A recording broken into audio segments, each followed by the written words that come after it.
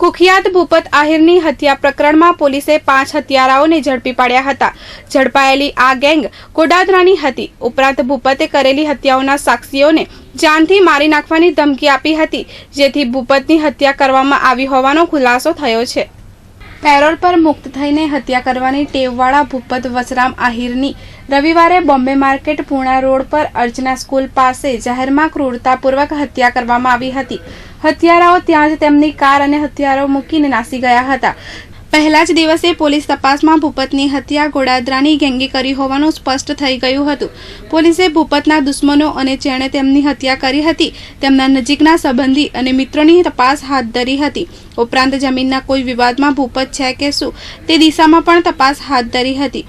દરમિયાન હત્યારાઓની કાર પરથી મળેલા આરોપીઓના ફિંગરપ્રિન્ટ અને ભૂતકાળમાં લિંબાયતમાં પકડાયેલા આરોપીઓના ફિંગરપ્રિન્ટ મેચ થતા પોલીસને એક દિશા મળી ગઈ હતી। ઉપરાંત ઝારખંડ પારસિંગની કાર જેના કબજામાં હતી તેના આધારે પોલીસ આરોપીઓની ઓળખ કરીને કડોદરામાંથી પૂણા પોલીસે બુધવારે આરોપીઓ વિશાલ ભરવાડ, કિરપાલસિંહ ગોહિલ, દીપક પાટી, રાહુલ વર્મા, પ્રમોદસિંહ રાજપૂતની ધરપકડ કરી હતી। આરોપીઓએ કબૂલાત કરી હતી કે તેઓએ સુપારી લઈને ભૂપતની હત્યા કરી છે। ભૂપતે 1.5 વર્ષ પહેલા અર્ચના સ્કૂલ પાસે રામદેવસિંહ નામના યુવાનની હત્યા કરી હતી। હત્યામાં 2 સાક્ષીઓ હતા। ભૂપતે બંનેને ધમકી આપી હતી કે 24 કલાકમાં સાક્ષી તરીકે ખસી જાય નહીં તો જાનથી હાથ ધોવો પડશે। એટલે સાક્ષીઓએ નક્કી કર્યું હતું કે ભૂપતના હુમલાનો ભોગ બને તેના કરતાં પહેલા ભૂપતને પતાવી દઈએ, માટે તેની સોપારી આપવામાં આવી હતી। હવે પોલીસ અન્ય આરોપીઓની શોધખોળ કરી રહી છે।